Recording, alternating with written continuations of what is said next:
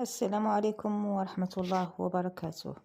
الجريمة ديال اليوم تعتبر أبشع جريمة دازت في استراليا. واحد البنت كانت سميتها كاترين، كانت زوينة بزاف والمظهر ديالها كيبان راقي، لكن هي بدات الحياة ديالها في الأول كتخدم في محل ديال الجزارة.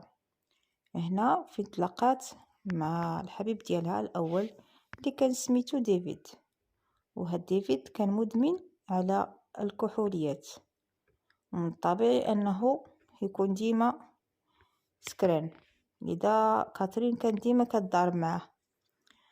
وهي لانها البنيه الجسمانيه ديالها قويه، خدامه في محل الجزاره، كانت ديما هي اللي كتغلب، كانت تهزو حتى الفوق وكتضربو مع الارض حتى كيطيح سخفان. من بعد كثير من الشجرات صافي ما قدرتش الحياه بيناتهم تستمر، لذلك تفارقوا. مشات انتقلت لبلاصه اخرى وخدمات تاني في محل ديال الجزارة.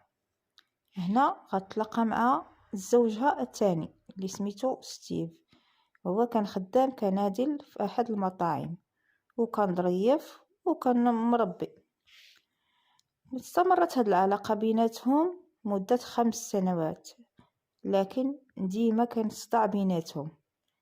لذلك كاترين تصابت بالإحباط ودخلت لإحدى المصحات النفسية، وملي خرجت قررت انها هي وستيف يتزوجوا. بالفعل تزوجوا وولدوا بنت وولد، لكن المرض النفسي ديال كاترين ما براش، ديما كانوا كيتضاربوا، والزوج ديالها ديما كان كيشعر بانه مهدد. لذلك قرر انه يمشي يشري واحد الشقه في بلاصه اخرى ويتفرق معها، لكن كاترين ما بغاتش.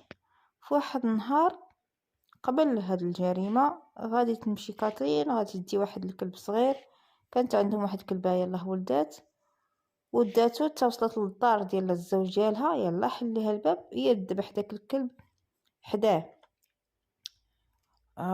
هو تخلع، قالت ليه غادي تمشي غادي تبيع هاد الدار وغادي تجي تسكن معايا، ولا راك عرفتي اشنو كيتسناك. مع هو خاف على ولادو، باع ديك الدار ورجع معاها عاوتاني للدار.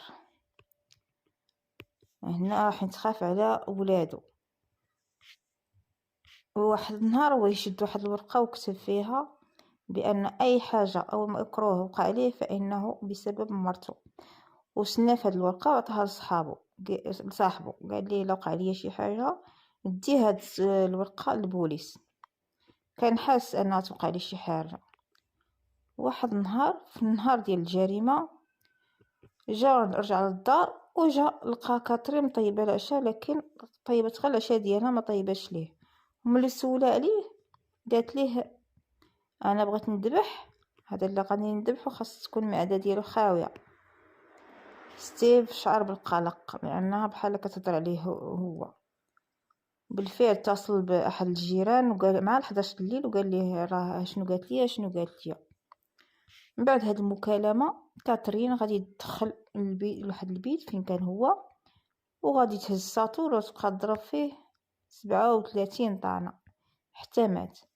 شداتو هي علقاتو بحال الحواله في السقف ديال الغرفه، وبدات تقطع فيه. جبدت منه اللحم ودات داك اللحم طيبته مع الخضره وكلاتو هي وولادها، والراس شداتو حطاتو في واحد الاناء وخلاتو كيطيب ومشات نست. ومع الصباح داك صاحبو شافو ما جاش للخدمه ويهز ديك الورقه وداها للبوليس. بالفعل البوليس قراو ديك الورقه، وملي جاو للدار هما لقاو الراس ديالو مازال في الاناء، لكن هي انكرت، قالت لهم ما عرفتش الدم منين جا، ما عرفتش هادشي كلشي. نكرت انها كتعرف اي حاجه، قالت لي راه كنت شاربه الفانيل ما عقلش. المهم في المحكمه حاولت انها دير راسها بحال حمقى بحال مريضه، لكن حكم عليها بالمؤبد. بعد 24 سنه من هذا الحكم هي غادي بغات تطعن في الحكم وكتقول بانه هذا الحكم قاسي لانني بريئه، انا مضطربه عقليا. لكن ما داش المحكمه على الكلام ديالها، لان شي واحد يكون مضطرب عقليا ما تيقولهاش على راسو. لذلك امضت الحياه ديالها كلها في السجن. إلى هنا تنتهي جريمة اليوم، وإلى موعد جديد بحول الله.